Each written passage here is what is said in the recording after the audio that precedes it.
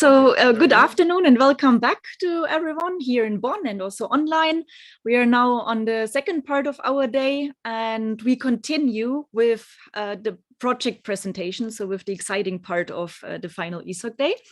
So the next project presentation will be, we have Alish Dipani, who is joining us online and who will present his project. He was working on a project with the title Bringing Magic's Weather Maps to Matplotlib. His mentors from ECMWF were James Randell, Stefan Siemen, Baudouin Raoult, and Sylvie Lamy-Tepeau. And James will give a short introduction on the motivation and the aims of this project. And then Alish is joining us today from Boston, and he will share what he has been doing the past 4 months. So James, the floor is yours. Let's see it for a sec. Cool. So, hi everyone. Hi Alish. Good to see you. So this project was all about, as Julia said, bringing Magic's plots to Matplotlib. So for those of you who don't know, Magic's is the primary geospatial visualization library that we use at ECMWF. It's a C++ library that produces high quality weather maps and charts for both the web and for print publications as well. It's a very mature and feature-rich library with, it can produce loads of different types of weather plots. And because it's an internal library, we have control over adding new features, all those sorts of things. It's very widely used internally and also by some of our member states. And it does have a Python API called Magic's Python, which offers all of Magic's features through a Python API, but the API isn't particularly Pythonic or familiar to external users who aren't familiar with our libraries. And meanwhile, at ECMWF, we have a new software strategy, which is all about trying to embrace open source software and engage with the open source Python community, which involves developing new open source tools, lots more Jupyter-based interaction with our data, and also offering high-level libraries built upon sort of modular stacks of specifically targeted Python libraries. And when it comes to plotting geospatial data, the most widely used libraries in the scientific community are Matplotlib and CartoPy. They're very widely used and familiar to a lot of different users, compatible out of the box with Jupyter notebooks. And they're also mature libraries with many features, although they're not specifically targeted towards weather and climate maps. So the idea of this project was to try and gain all of the benefits of the very familiar Matplotlib API that a lot of users are familiar with, while also taking advantage of the maturity of Magic's and all of the great features that it has as well, by sort of plugging Magic's into the back end of Matplotlib and CartoPy, and hopefully gain the best of both worlds. So Alish will talk about that. So over to you, Alish. Thanks a lot, James. I'll just share my screen.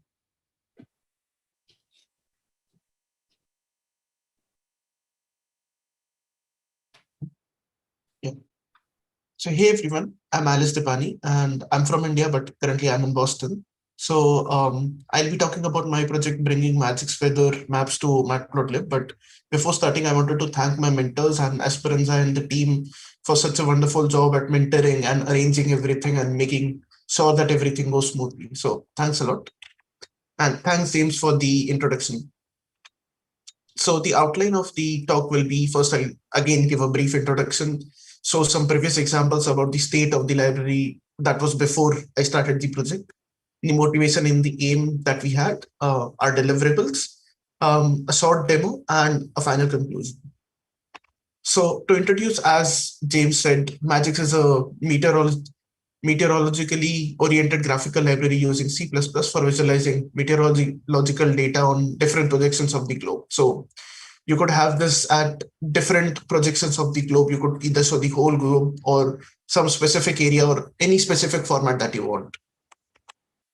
But since it was written in C++, it might not be very accessible to all the users. So Magic's Python was created to provide a Python interface to Magic's. And the way in which it works now is that you have the internal library Magic's, which is written in C++, but we don't need to interact directly with Magic's. Instead, we interact with Magic's Python. So the macro submodule in Magic's Python, we give it the grib or netcdf file as an input about where to plot what we want to plot, and the figure components such as coastlines, contours, or anything that you want to plot.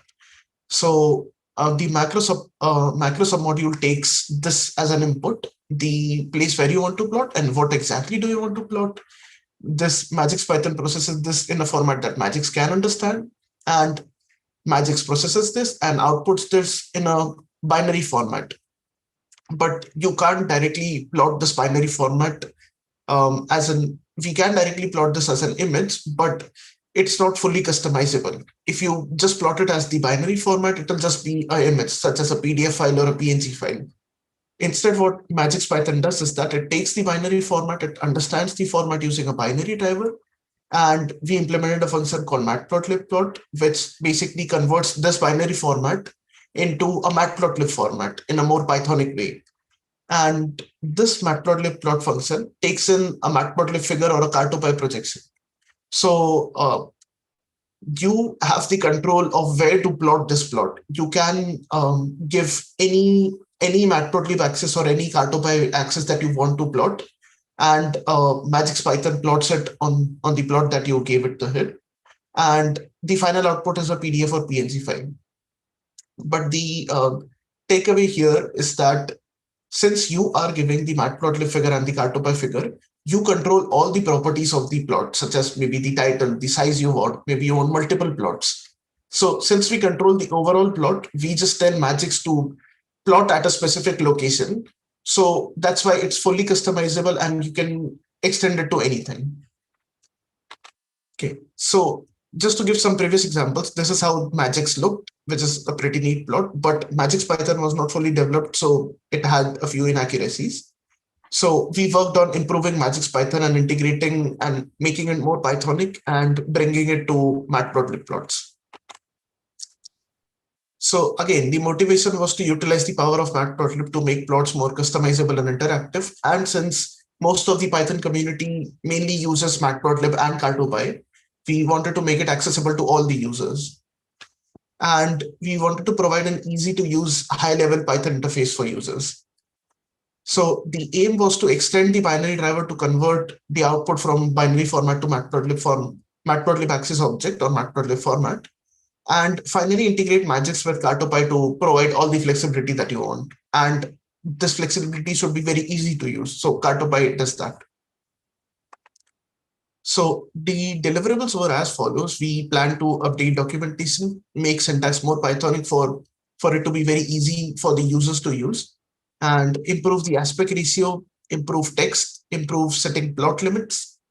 And the bigger deliverables were implementing passing a custom matplotlib axis for you to control everything on the axis, and add a color bar, which could be either discrete or either be continuous. And finally, integrating Magix with car2py. Okay, so just to give a short demo. So this is how the plot looks now as compared to the plot earlier. So we have improved the aspect ratio such that the aspect ratio is always preserved. Even if the user tries to change the aspect ratio in a certain way, we don't want the figure to get distorted because this is a geographical figure. So we always want the aspect ratio to be correct. That's why we improved and controlled the aspect ratio. We improved the text as well, because earlier there was some text appearing on top of the figure. We removed that and integrated these ticks or these labels into the matplotlib figure itself so that we don't have to plot it separately. So instead of earlier, what Magix Python used to do is that plot the figure, plot the binary formats figure, and then plot the ticks on top of that figure, which would sometimes overlap with the axis, especially if your size of the figure was too small. But instead, we pass these ticks or these labels to matplotlib directly so that matplotlib itself can plot this so that it looks very neat. And finally, improving setting the plot limits, because sometimes it might happen that your plot limits are not incorrect, so it might only show a part of your figure. But we improved this so that all the part of the figure is preserved and the aspect ratio is preserved. Okay, so this was about the general improvements in plotting the figure. So finally, coming to the bigger deliverables, we implemented passing a custom matplotlib axis. That is, you get to control everything about the plot. So Matplotlib gives the axis, all the properties of the plot. Magix just takes an area from Matplotlib and tells it to make my plot here. So with this, you can control everything. And that is to say that, let's say if you want multiple plots, in this example, I made a Magix plot as well as a Matplotlib plot in the same figure. So this is the same figure. You could do the same by having a figure, a Magix figure here and a Magix figure here. Or if you want, you can even combine both of them. Such that, let's say you have a Magix figure here and you wanted to plot some specific points using Matplotlib, you could even do that because everything now is customizable. So we implemented passing a custom Matplotlib axis. And we also added a color bar, which used to appear on top of it, but the Python way, the way in which we added a color bar is that instead of taking the space from the figure itself, such that the figure could be squished, instead what we do is we actually extend the figure to some length, and we make a new axis here. And on top of that axis, we make the color bar. The color bar is just a heat map showing which color corresponds to which temperature. And in this example, this is discrete. So you could have either bins of color bar. Let's say you want to say that 30 degrees Celsius to 35 degrees Celsius is this color, 20 to 25 degrees Celsius is this color. So you could make a gradual color bar, which could be discrete, or you could go for a continuous one. Sorry, I think my presentation crashed.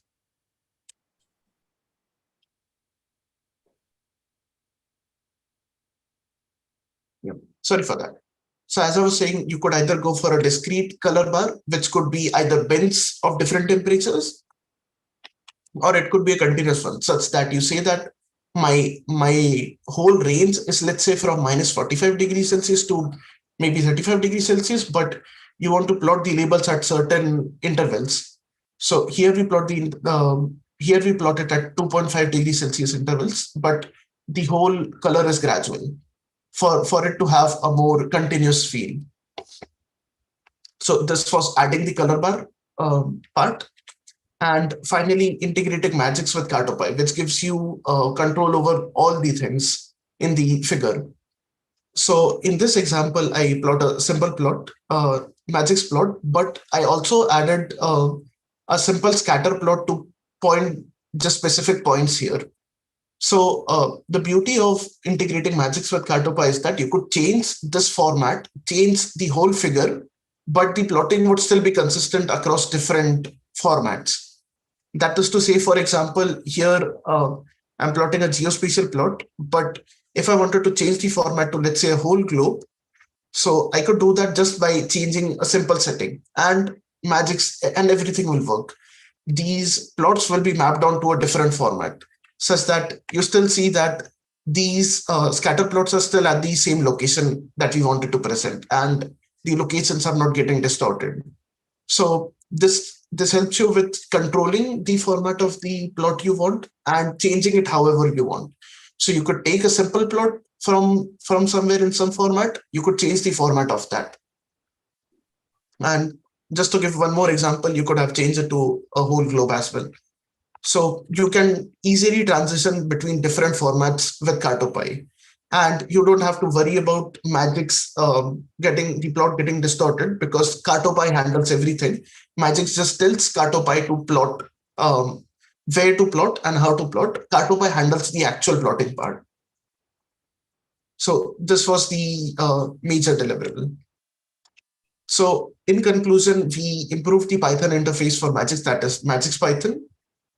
Such that it is now fully functional, and we made Magix figures fully customizable using Matplotlib and Cartopy to give the user ease to use and all the flexibility that they want. And finally, we also added documentation.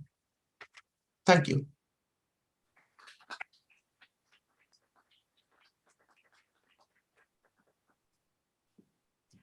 Thank you, Alish. Are there questions for Alish here in the room?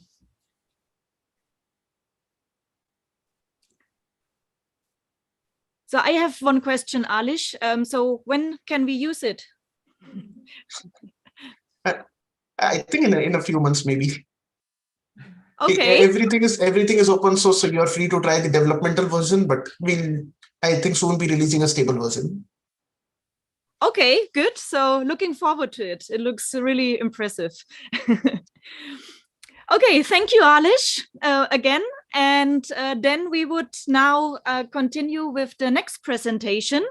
And for this, I invite Giovanni Paolini and Ainhoa Movila Iraola here to the floor. They with us here in Bonn, and they worked on a project with the title Wildfire Emissions Explorer.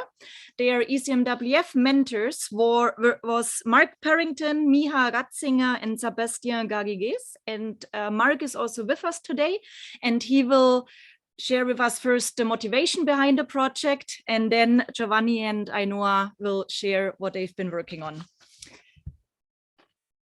So sorry, we shared a presentation. It should be this one.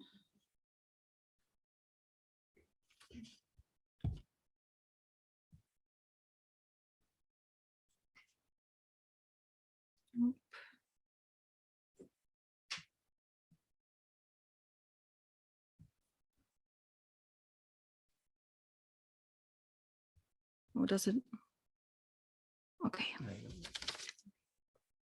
Okay, thanks. Yep. So my name is Mark Parrington. I'm a senior scientist in the team that delivers the Copernicus Atmosphere Monitoring Service, and I work on atmospheric composition, atmospheric pollution, and wildfire emissions. So I'll give a little bit of a background as to how we do that, why we do that, and that leads then nicely into what Ainhoa will show for what they developed over the last few months. Okay, so I should acknowledge my fellow mentors. So James, you've already seen today, and Micha Ratzinger and Sebastian, who are hopefully viewing online, who are based in Reading still.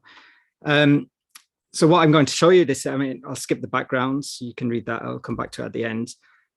So essentially what we're doing in the Copernicus Atmosphere Monitoring Service is running forecasts of atmospheric pollution globally, similar to a weather forecast, but it's atmospheric pollutants. And so, for example, smoke from wildfires, desert dust, and things like this. And it's all based on Earth observation data. So we're simulating all the weather parameters like we do for the weather forecast, but on top of that, we're adding satellite observations of different atmospheric constituents. And for fires, we're using satellite observations to estimate, to provide information on the location and the intensity of the fires. And from that, we can estimate emissions of different pollutants. And so this is really a key input for being able to predict atmospheric pollution and smoke transport. This is an animation that was nicely produced by Sylvia at the back there, and we've used for our communications. It's Summer of Code 2019. Summer of Code, okay, all right, okay. So excuse me. So yeah, so another link.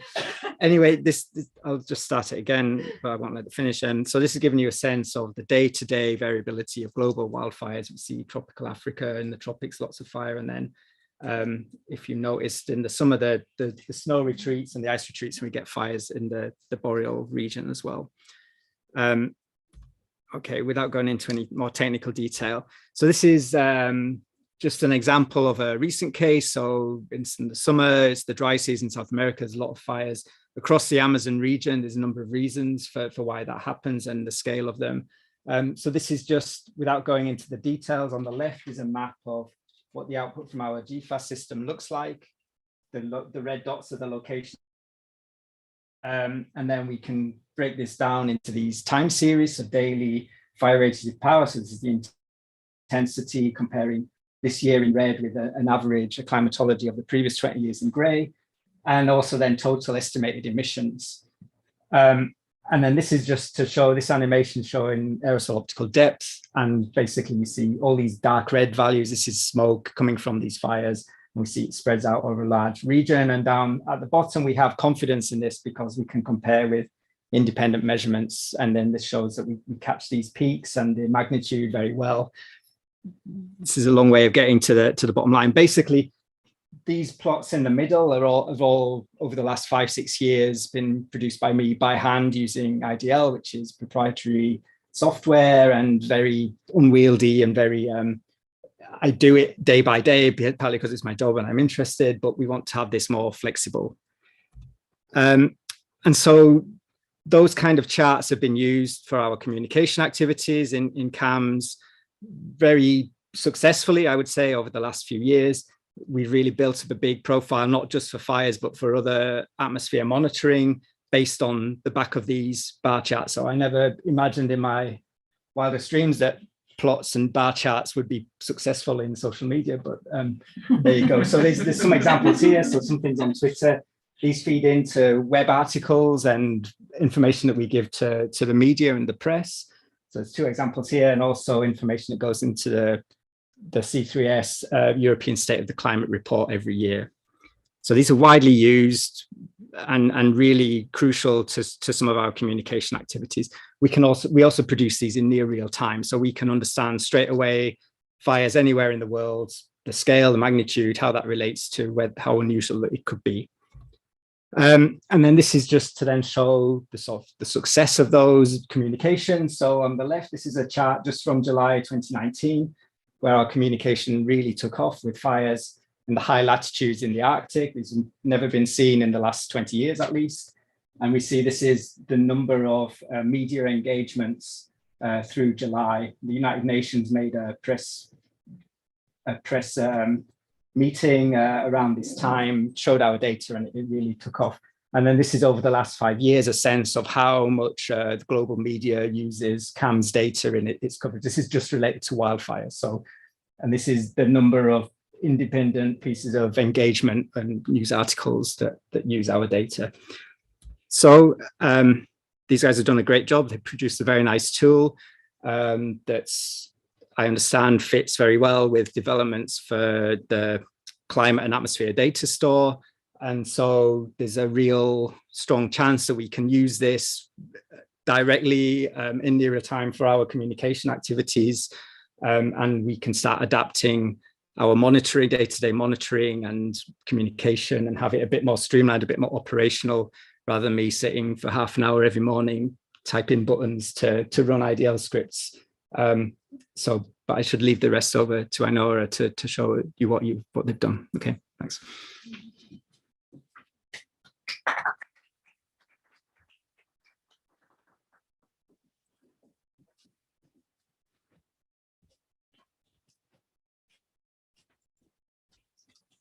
Scary to be again in front of people presenting stuff. After COVID, you do it online. Okay. Well, thank you for the introduction, Mark. I will be presenting the solution that we are going to propose, and then Giovanni will be ready to answer any questions that you may have. So, yeah. Well, you know the team. We already presented each other. We presented ourselves before, but it's Giovanni and me who carried out the project. As Mark mentioned, the idea of this goal of this project is to make data visualization more simple and more flexible for them. So for that, we used GFAS database from ECMWF, dataset from ECMWF, delivered daily at 0.1 degrees from January 2003 to the present, and derived from the MODIS satellite data. So regarding the tools that we used for visualization, we used Python with the following packages. We used the Jupyter Notebook for the creation of the structure of the UI. We used Voila to compile the notebook into an interactive UI. We used Leaflet to provide us with a map widget so that we could create a map that the user could interact with for the geographical selection that you will see later, and Matplotlib for the visualization. And for processing, we used the data were stored in a PostGIS database and were queried with the pandas and geopandas. So the GUI that we created has 5 different steps. The first one is the geographical selection for the user to select the area of interest, the period of interest, and the reference period in case you want to compare with your period of interest, and the different variables, you have to choose which one you want to plot, and the different plot types. And now we will show a GIF, well, GIF. In Spain we say GIF. Sorry. Yeah, with the UI. So it may go a bit fast. I will try to catch up. But so the first step is to choose the area of interest. So you can do it by, for example, selecting countries, using bounding boxes, creating polygons, selecting continents, and basically in the end you get a final shape when you merge everything together. And this shape, you can download a shape file in case you want to save it, and later on you can also upload your own file, shape file, if you want.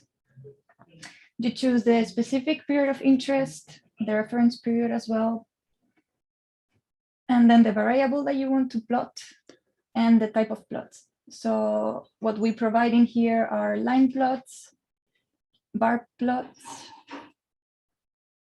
2D plots, 2D visualizations of the area of interest, and 2D animations as well, time animations. So you can, on the one hand, you can download this CSV file in case you want to plot it somewhere else, make a cooler plot that is more attractive for social media than what we see here. And you can also directly download also the plots that you create with this GUI.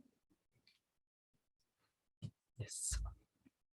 And apart from the UI, you can also use a configuration file that you can run from the terminal with the command line in the slide. So this helps to quickly iterate and generate more plots with a single configuration file. And you can, it's stored directly locally. So in this case, with this single configuration file, we are plotting 3 different plots, one for the region of Spain, Portugal, and Austria, a second plot for France, and a third plot for Italy, as an example. That's it, right? And for validation, we use the data from a press release regarding the wildfires in Alaska in June. So in this plot, we can see the wildfire radiative power for the month of this June in red, and the reference period in gray, which is the average of the months of June of the previous years. And we can see the same variable in a 2D visualization, and here you can see it small, but there's a small animation of how it evolved in June. And that's it, quick and short. Yeah.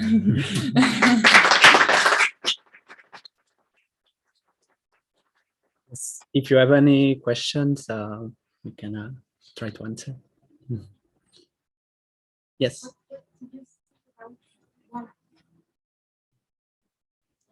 What is your feedback on the use of Voila in this project? Yes, it was mostly to make the user interface a bit cleaner, and then it's also a step to then make a final interface, for example, just as a website, because it compiles it as an HTML page, basically. So it's very easy then to store all this GUI in a server and just send the website link, and everybody could, in theory, access the data and create the plots. And you had a leaflet in your Yes. How does it fit with Voila? Yes, it's very well integrated. It's just the step 1 of the geographical reference when you choose your area of interest. It's this widget that shows the global map where you can choose polygon or bounding box. It just for the selection, or did you manage to visualize something? No, that's just for the selection, because it gives interactivity. Okay. For the visualization, it's pure matplotlib. Oh yeah, and that's a last question. Did you use matplotlib? Did you use also Cartopy? No, not at this point, because we just read the the data and plot it with GeoPandas, for example. Okay. It's already integrated inside, but yeah, it could be used as well. And how was your experience with Voila? Was it, is it because it's something we're considering? It's not something we're particularly familiar with, but it's something we're considering using for lots of new applications. So yeah, well, we really didn't know Voila at the beginning of the project, but it's really well documented, and there are a lot of also example of use cases of how to start from Jupyter Notebook and end up with a working. It's kind of a website. I'm not sure. So yeah, I think it's quite easy. I think in a couple of hours it was possible to transition. So yeah, I recommend it.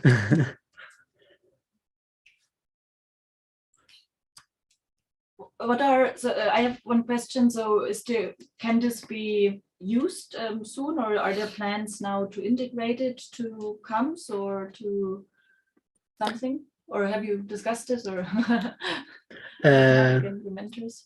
Well, no, we haven't discussed it. Like for our experience, we saw that EMEA implemented the data set in a PostGIS database, and it's been updated daily. So it was also nice because every day we could interact with this GUI and get the data from the previous day and have it's almost real time. And I guess it could already be used. There's some adjustment to be made to the database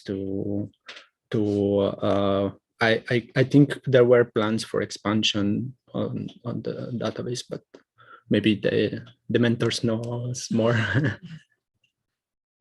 As far as I understand, I think the comment on the consistency with the front end development, I think sounds like it's some like other than that for the CADS, or if we make an application to put in the CAMS website so that people could just explore straight away. But I would have to ask Mia and James.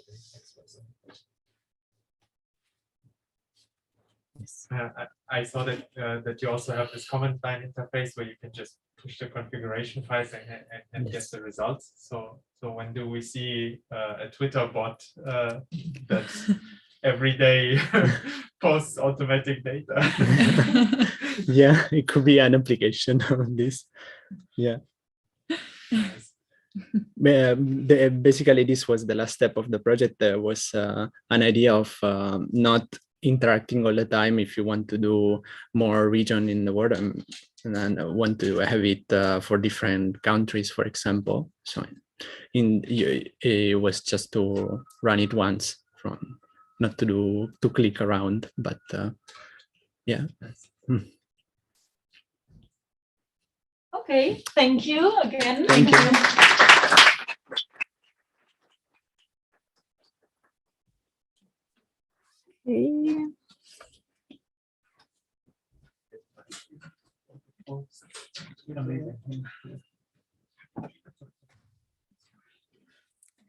Okay, so the next project has been implemented by a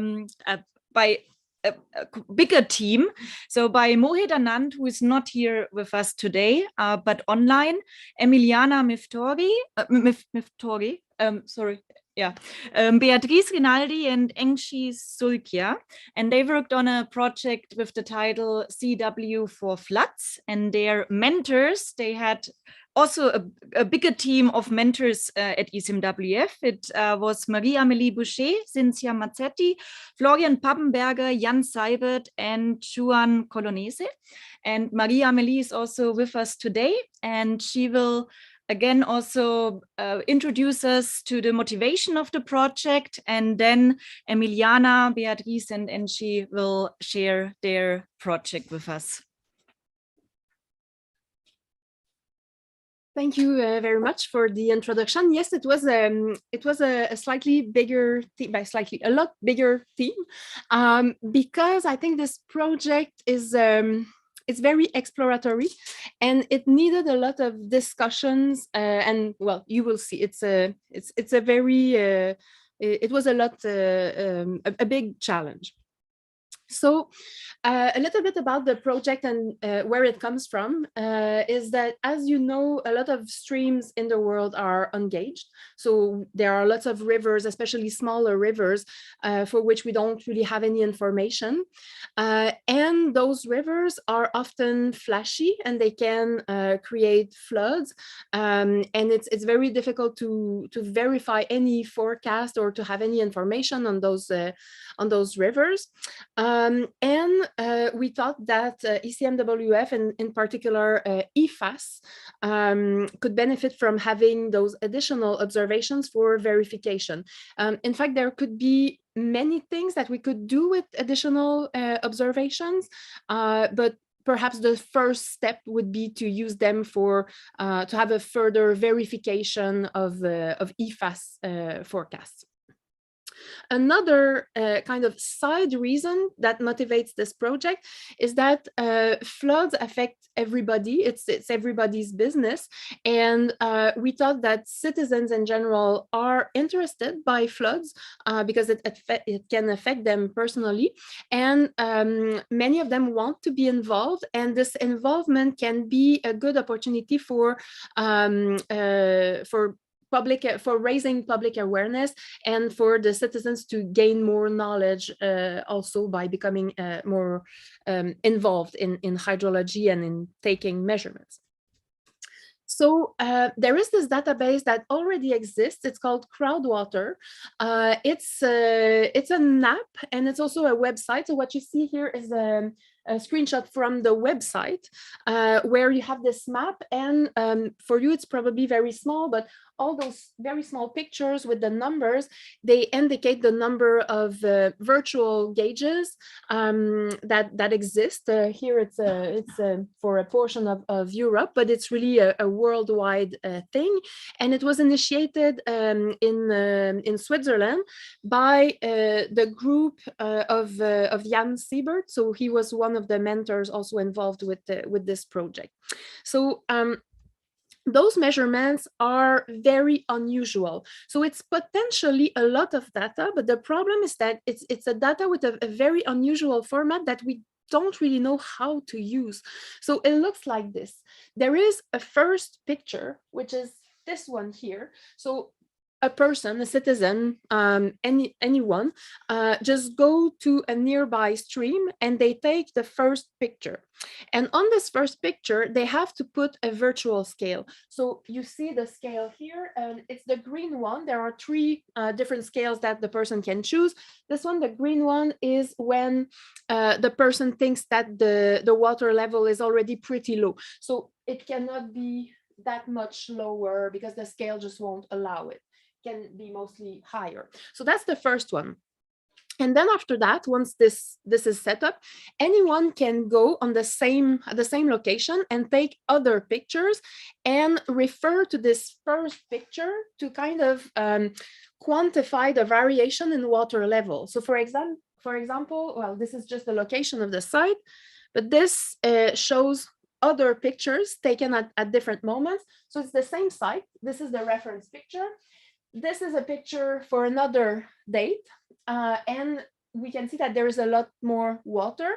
And according to the person who took that picture and compared it with the original one, it would be +3. Okay, and similarly, here we have a lot less water. It would be, according to that person, -2. So the goal of the project was to develop a Python package to facilitate the use of those data, of crowdsources, the hydrological measurements for forecast validation, in that case, for EFAS. At the beginning, it was supposed to be for GLOFAS and EFAS, but the problem with GLOFAS is that the grid is much more coarse. So the streams that are in GLOFAS are very large, and it doesn't really match with what we have for Crowdwater. So the main tasks were to transform water level variations into something that could be used. Because as we saw on the previous picture, there is this +3, -2, but what does it mean really, and what can it have units? So what do we do with that? And also another task was to map the station. So the second one is kind of more straightforward, to map the Crowdwater virtual stations to only EFAS in the end. Initially it was GLOFAS, but it became only EFAS points. And yeah, for the rest, I will let the team present.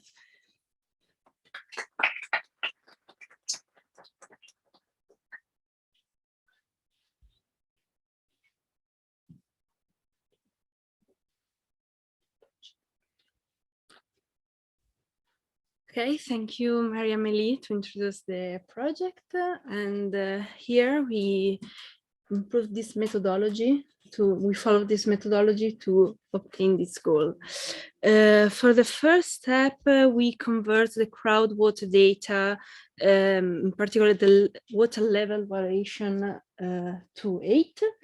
And after we estimate the width of the channel, and we generate the catchment and the reverse characteristic. After that, we process this data, we modeling follow these steps. We process training data and training machine learning and evaluate machine learning models. So about EFAS data are discharge data, and we have a pan-European domain, a spatial resolution of 545 kilometers, and a temporal resolution of 6 hours.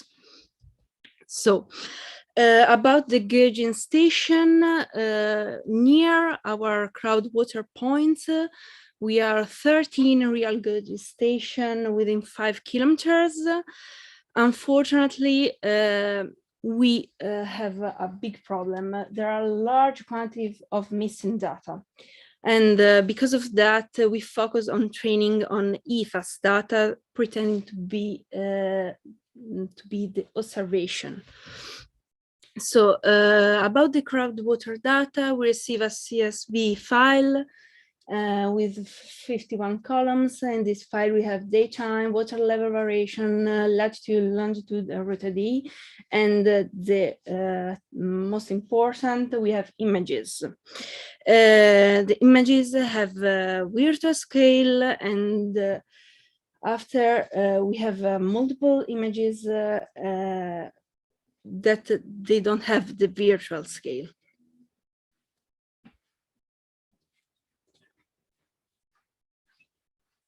Okay, so as my colleague was saying, we were using this CSV file, and what we do firstly was to set up this data that we have. We convert the CV data.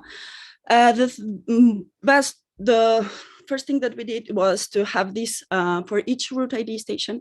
We had the first image that had a virtual scale and other image with plus or minus numbers. We did an estimation that was a manual one. As we can see in the two pictures that we represent, in the first one, we can see that we had the virtual scale, but we don't know how much is the value of each square of each number, what that represents to us. If it's meter, if it's centimeter, we don't have even the unit of that. So what we did was to each of us we did an estimation in our idea of what was that number. And in particular, in the left picture, we can see that we did a comparison between the photovoltaic one, that in our idea it was 2 meters, and we did the comparison in the virtual scale. So we obtained a value for that. The same thing we did even in the right picture. For example, this pole can be 2 meters, and the virtual scale, it's next to that. So each square can be 6 centimeters. We did this for all the 49 stations that we had. And as I said, we all had our measurement to be different. So this is the high estimation represented in this graph. What we did after was to do an average of these 4 heights that we took. We cut some station because they had less picture, like not so much information. So from 49, we ended up in 38 station only. And what we did after, we took like the average of the 4th value that each of us gave. So at the end, we obtained this outlier as a graph, and these are the values that we used The second step that we did was to estimate the width of the river that we had. For example, for the large river, as we can see in the pictures, we took the measurement from Google Maps. So directly with the tool measure, we measured that and we obtained the width. For the small rivers, unfortunately, the Google Map pictures cannot give us the right width. So we used the CV data that we have to obtain that measurement, and we went on in this way. So the next step was getting some more information about the rivers. So we get some information about the catchment area and the river characteristics like the straler order. So we downloaded some digital elevation map from the USGS website. They had a 30-meter resolution. And the first thing we did was reprojecting them from a VGS 84 to a UTM zone. It depended on the location of our CV stations. Next, we used some QGIS tools, like two types of tools, like the PC raster tools and the Saga tools, because we wanted to get more information for our model, because we have a lack of data, so getting more information would be nice and make our model more robust. And the stream order was the same, actually, for the two methods, so there was not a big difference.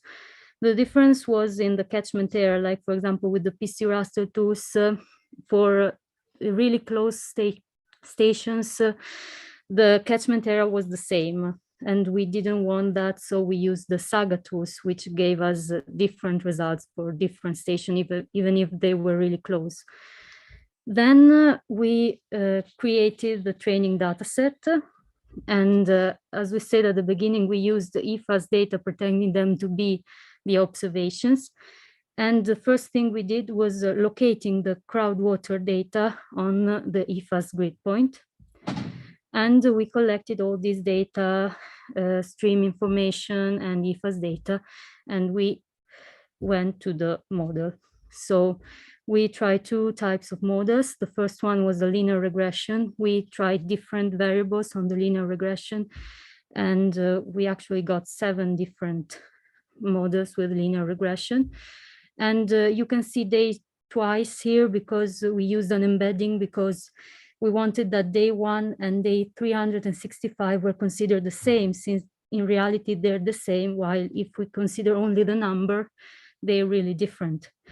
And the next one was using a random forest, so a bunch of decision trees and majority voting, as you can see in the picture here. And the first thing we can evaluate is the training results. Like, as we can see, the random forest overfits, and it was bad in all our training. And while the linear regression, we can see a slight improvement if we apply more variables, like, for example, width or the straler order. They get a really big improvement with these two variables. And for the testing result, the results were really bad because we have not a lot of data. So we couldn't really get some results with them, because we have only 38 stations, and the station has like 25 observations, and there was only one station with 900 observations, and it didn't really work well. So maybe if we have more observations and also the real gauging station observation, that might work well. So at the end, I don't know if Maria-Amélie wants to. I can do it, or you can do it. So. Okay. Yeah. Okay. Yeah. So it might seem like it didn't work well in validation. I think there are still a lot of obstacle for using crowdsourced data, but I still think it looks promising. I just think that maybe we wanted to do sorry, I will remove that. We went ahead and wanted to do the whole process of transforming the data and using it really to validate the forecast. But looking back, I think that there are certain elements of the project that could constitute a project in themselves. One, and maybe the first one that I can think of, is to automate the process that the team did to estimate the height of the scale. So that in itself could be a project, a kind of machine learning image recognition thing.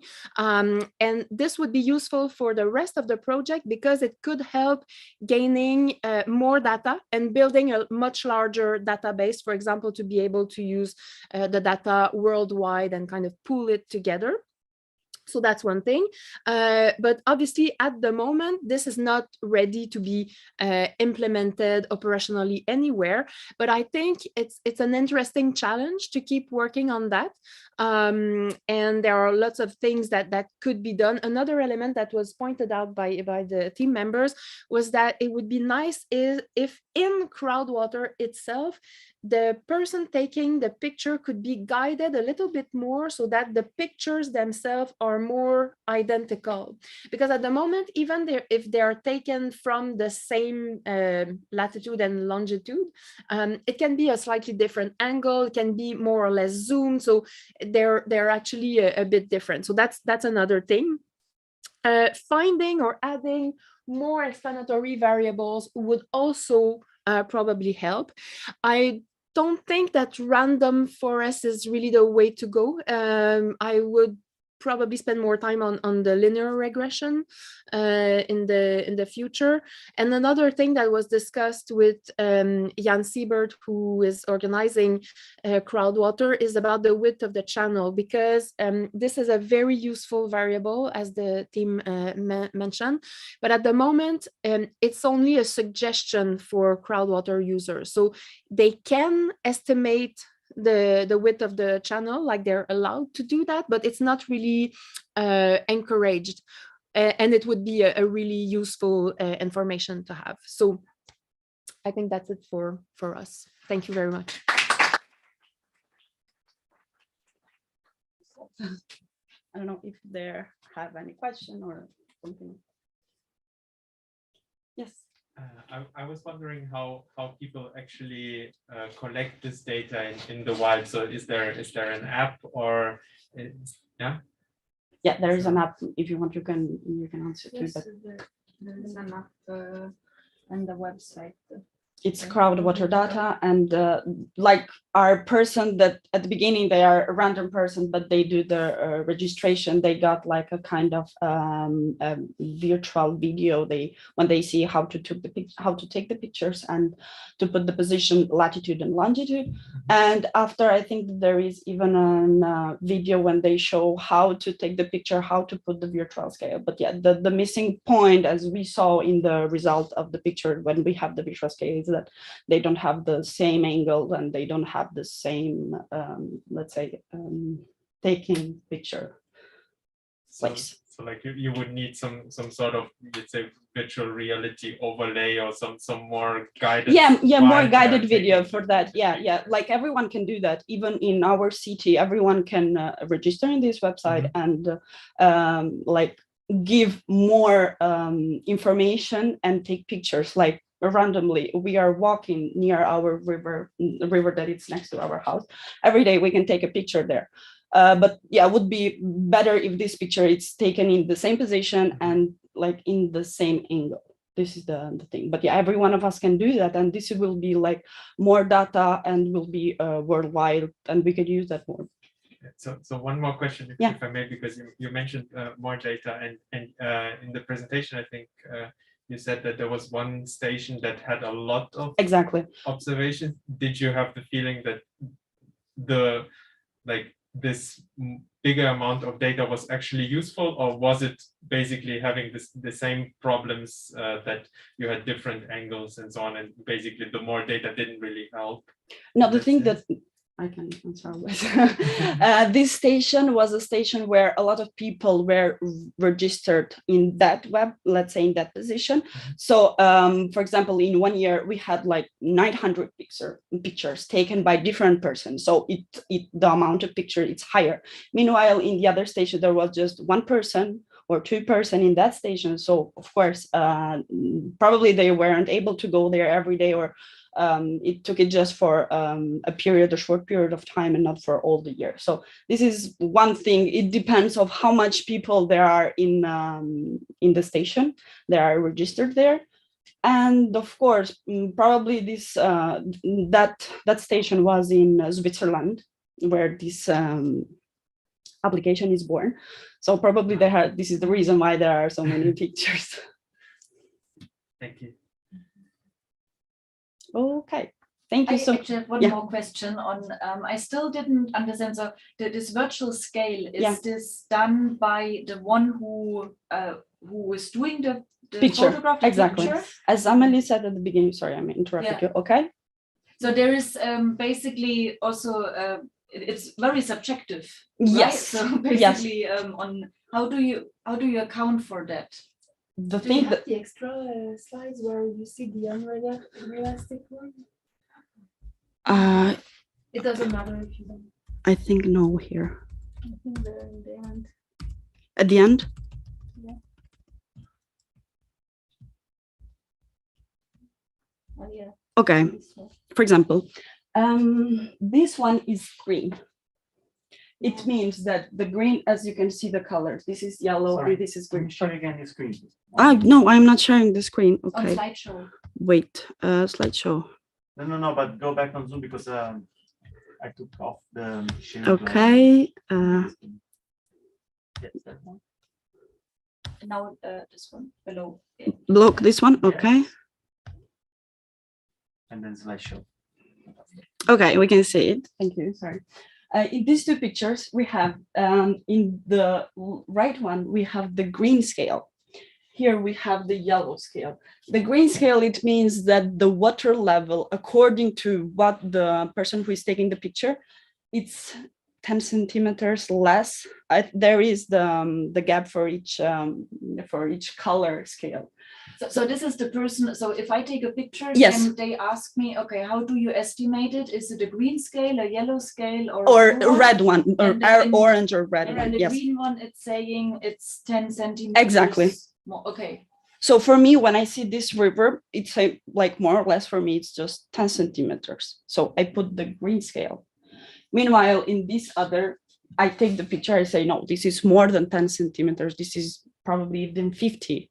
It's just an estimation, shouldn't be precise because you don't have the tools to do that precise. And it's this the thing that this crowd water, it's the aim is to do, everyone can do that, and just a perception of what you can see, like more or less what is your perception of this water level.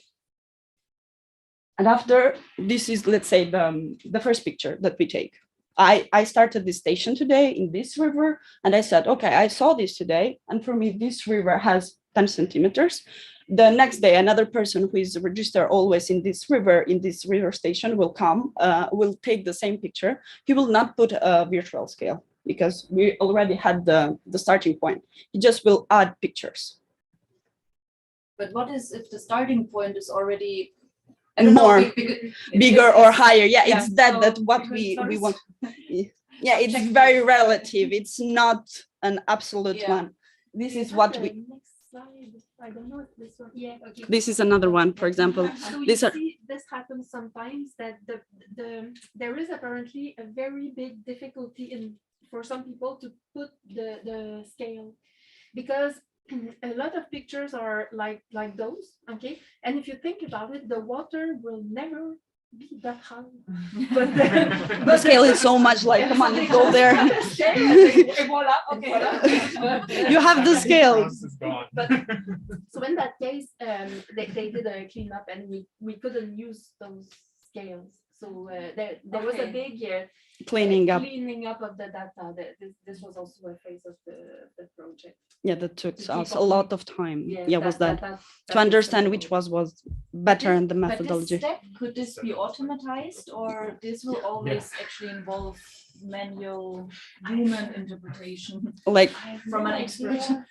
Like what we came at the end, the idea that we came at the end, it will be somehow we can give the tools, or we can say this in the application, we can give more detail and to be more helpful to the person who is using that. Maybe to put the scale in the right way, to not exaggerate, and to take the pictures in a good position, not to take the picture when you are far away from that and say, okay, there are just 10 centimeters or less of water, but if you put that kind of scale, it's so much. The same it's here, like it's apparently the person is far away from the river, like it's on the other side of the river, but he put that scale. And if we do the comparison between the scale and the trees that we have on the background, the comparison is so much, because the trees can have even more than 3 or 4 or 5 meters high. So that was the issue that we had, especially when we saw this virtual scale for each route ID station that we had. Okay. Thank you. Any other questions? Okay, good. Thank you. Again. Thank you so much.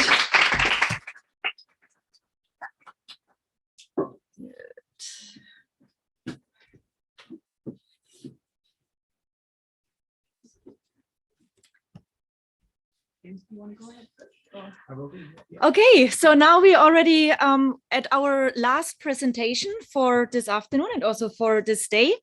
The next project will be presented by Fiona Spuler and Jakob Wessel, and they worked on a project with the title Adjusting Climate Projections.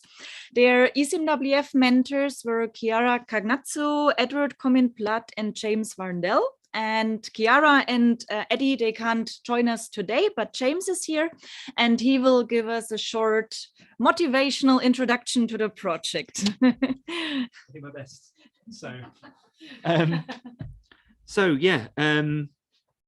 Basically, errors or biases in climate models can be caused by all sorts of factors, things like limited spatial resolution, particularly with a lot of global climate models, really large grid cell sizes, simplified physics, or just incomplete understanding of the global climate system.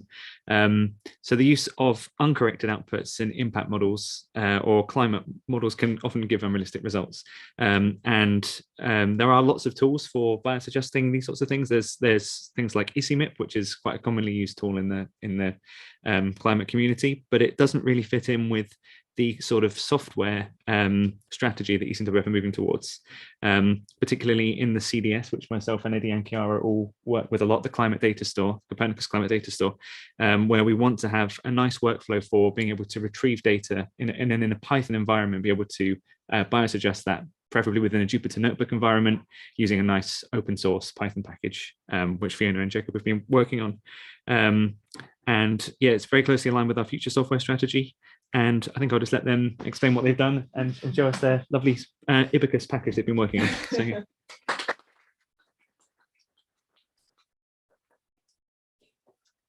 No, thank you for the introduction, James. And also at this stage, we want to thank Eddie and Chiara, who can't be here, who are maybe online, but who really gave us excellent supervision and guidance throughout the project. So thank you very much.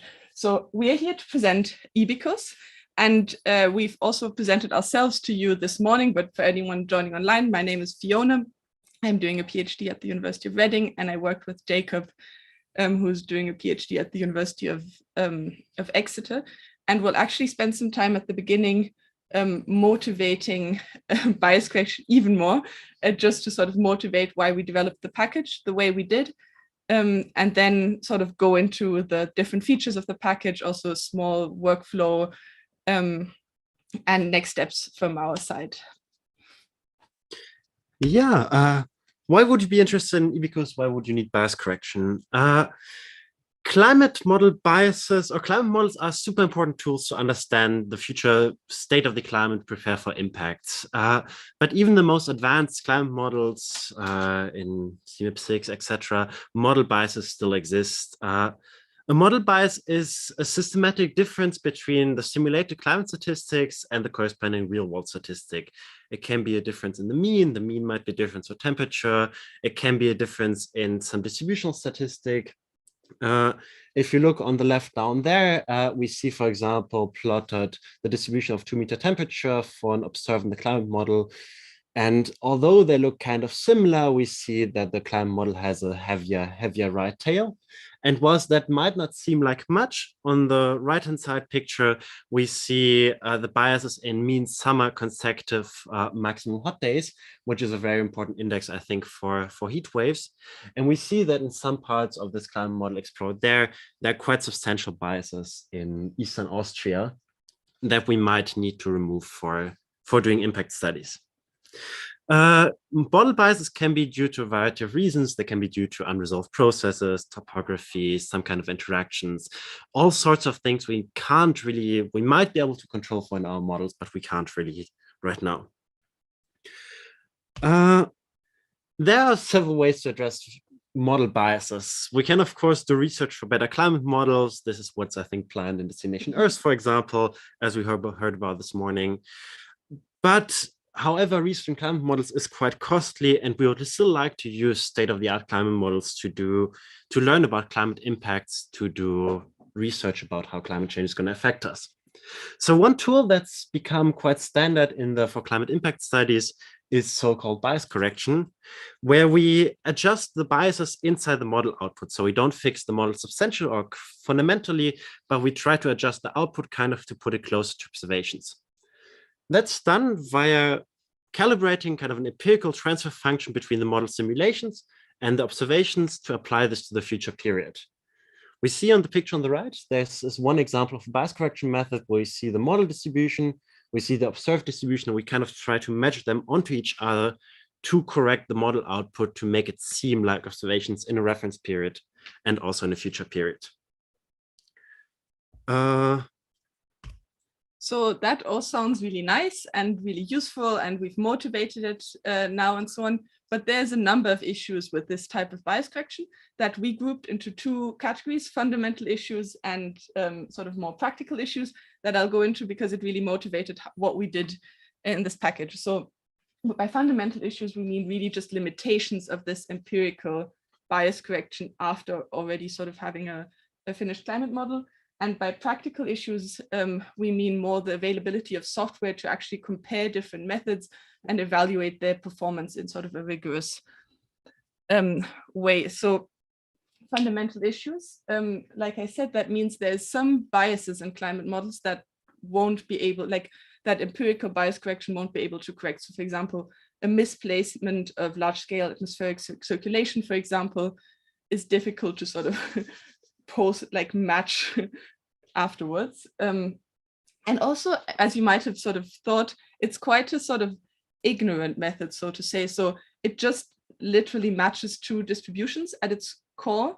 And there's really no sort of inherent understanding of what those 2 distributions are. So for example, in this paper we cite here, they show that you can essentially match like a bias correct precipitation in Australia with temperature in Germany. I think they showed some absurd example, but what this really means is that you need a good understanding of you need a good sort of selection of your climate model before using it. So if you want to use it for a certain impact study, you have to make sure that sort of in this variable region combination, there's not a bias that will sort of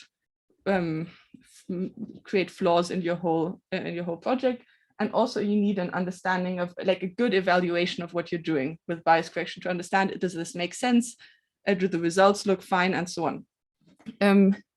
However, there's lots of different bias correction methods out there, lots of different academics publishing different things, and they're published sort of mostly in dispersed software packages, some in R, some in Python, some here, some there, and not always sort of with a coherent evaluation framework to go with it. And what I also forgot to mention on the last slide is that sort of this absurd example, you can't really detect that it's absurd if you just do a location-wise evaluation, sort of see if each location looks fine. You have to also look at sort of temporal, spatial, multivariate properties of your climate model, and those type of evaluation frameworks don't really exist. So while we're not really able to address the fundamental limitations of bias correction in the package, we may be able to address some of these more practical issues. Yeah, this is why we bring you EBICUS. It's a flexible and user-friendly toolkit for the bias correction of climate models and associated evaluation. We include in the package 8 peer-reviewed bias correction methodologies covering a total of 12 climatic meteorological variables. To give users the choice of methods, we include an evaluation framework for bias correction, which covers spatial, temporal, multivariate aspects to identify misuse and to help users really find the most suitable method for their use case. And it's flexible, it's easy to use. We operate on numerical level, so you can integrate with lots of other tools. The package is extendable, and we also took special care that users can adjust each methods according to their needs, according to the impact they want to study.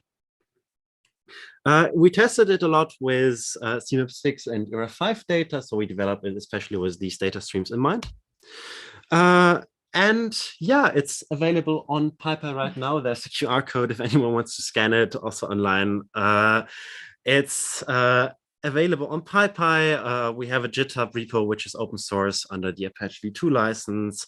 There's quite an extensive documentation on Read the Docs. And we just want to give you a kind of brief overview for the rest of the talk on how the package actually works. There are 2 main components to it. There's a debiasing component and there's an evaluation component. We wouldn't want to bore you with all the different debiasing methodologies we've implemented. They're quite technical, but just some kind of general differences that debiasing methodologies fall in. There can normally be one difference is whether you do a quantile-specific correction versus an adjustment of mean and variance or other distribution parameters. So if you adjust in the climatic variable, you adjust each quantile individually, or if you just adjust some kind of summary parameters.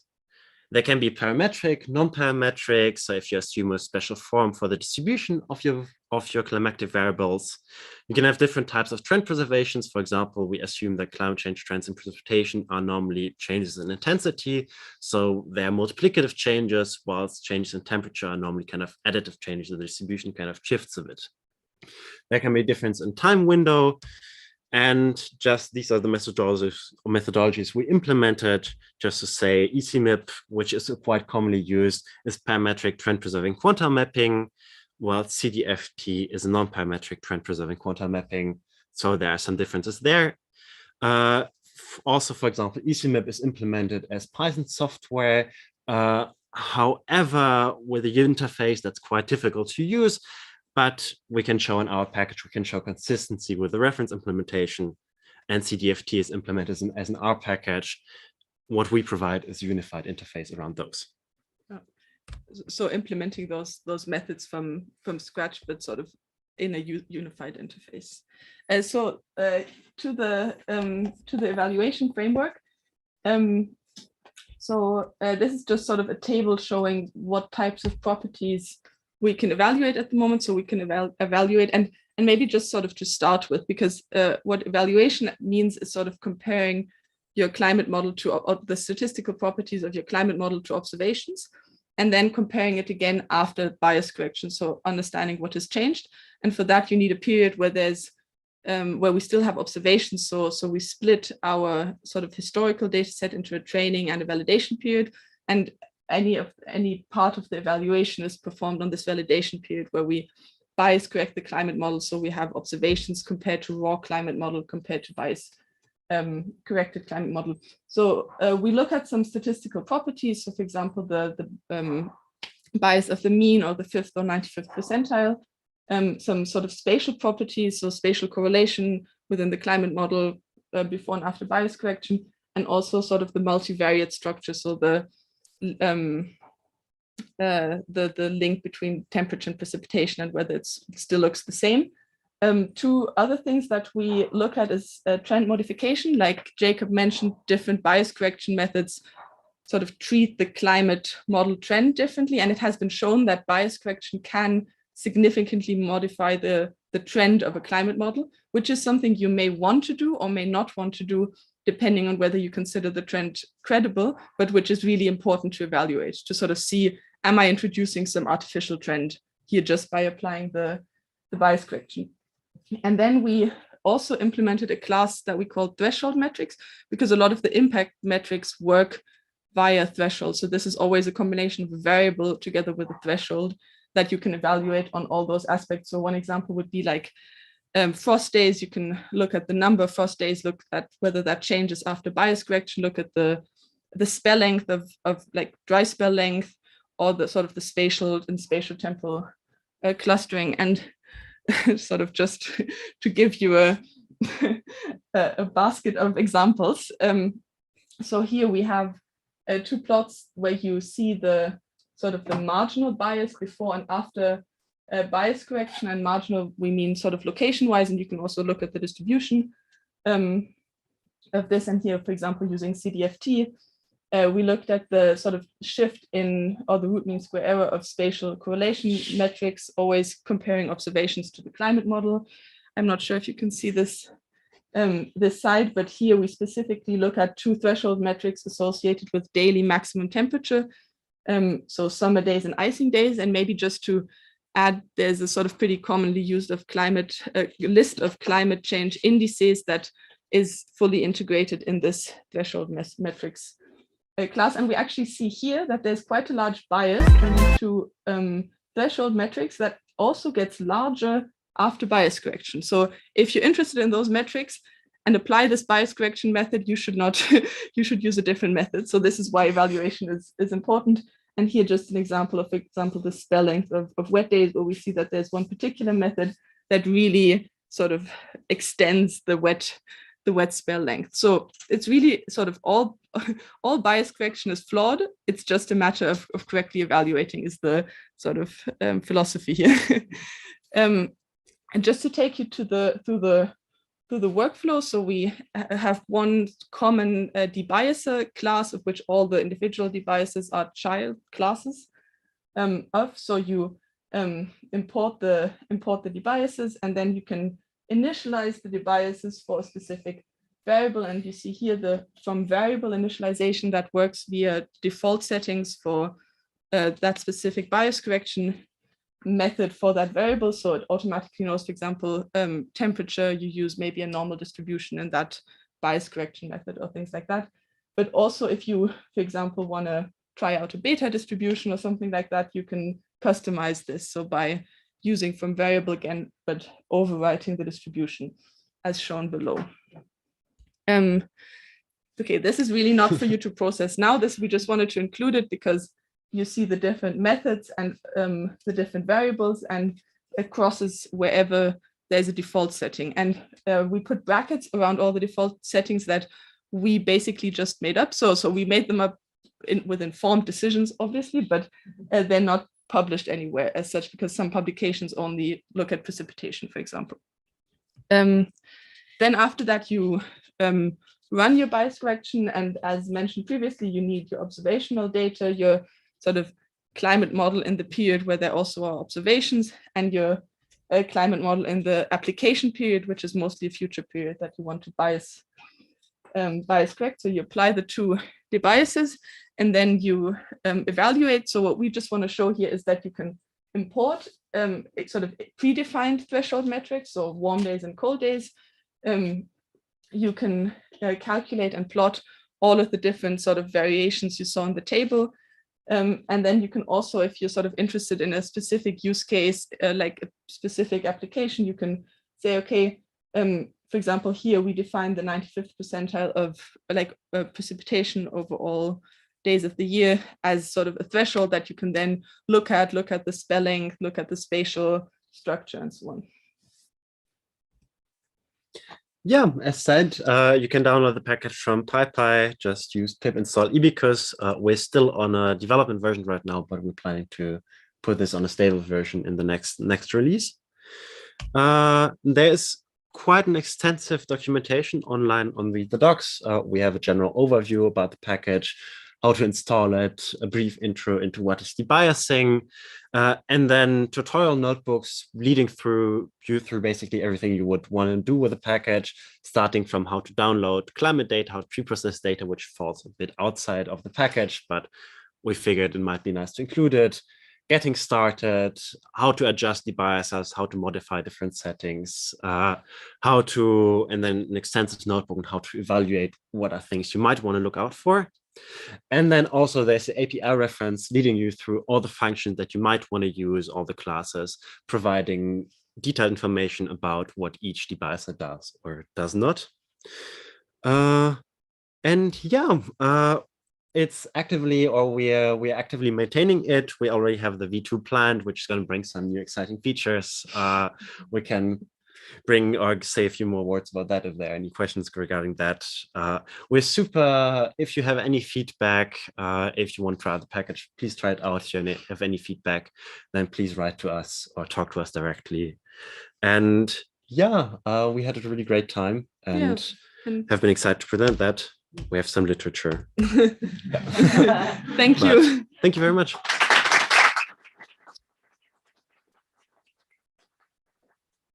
Are there any questions? Yes.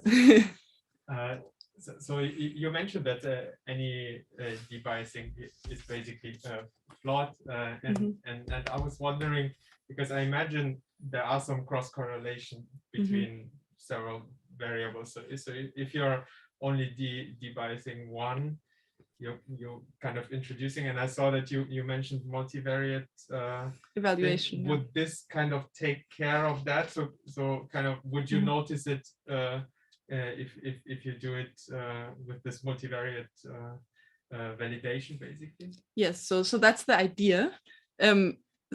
Or yes, that's the general idea. I think there's a large discussion sort of around bias correction, like multivariate bias correction as well, and whether to sort of to go back to the methods and actually fix it there. At the moment, what we implemented is sort of the evaluations, so that if anything goes wrong, you see it there and you can sort of maybe understand what's going on, understand sort of where's the bias coming from that sort of I'm trying to correct, and that introduces this shift, and then use a different model or use a different bias correction. So that's the idea.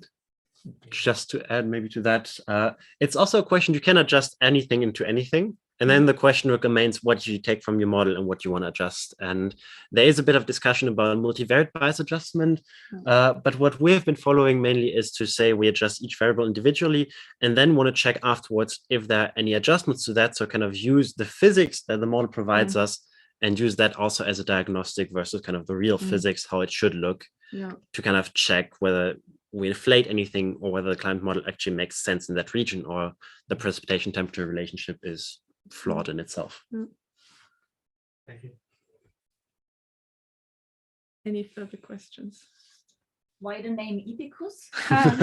This has been a long consultation process, mainly involving our flatmates, who were by the end very annoyed. They're like, oh, just name your package. Okay, our guidance was that there's some ECMWF package named after seabirds. So we thought somehow we immediately went to ibis there, because there's a bird called ibis, but there's already a package called ibis. So that wasn't possible. We looked at different other birds to name it after, but then we sort of merged ibis with abacus, the calculation device. Because we thought, I don't know, it's maybe a sort of it sort of fits what the package is doing, and that might be a nice name. So okay. That's all right. We have an acronym for it, but it doesn't really make sense. So yes, and we didn't want an acronym. That's true. Yeah.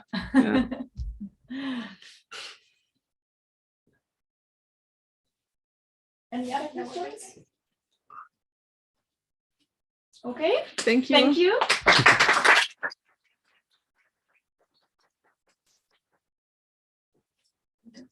It seems we learn a lot here. Some projects will inspire another potential and future products for the future. So it would be this itself an excellent outcomes. So for all of you, very well done And from ESO, we would like to shout a very special thank you to all of you for being here, and also the persons who join us remotely, and for your dedication, for your hard work, and for sharing your knowledge and your projects. So round of applause to all of you. I could say it closed the 5th edition of ESO, the Summer Weather Code. So that's it. Well done.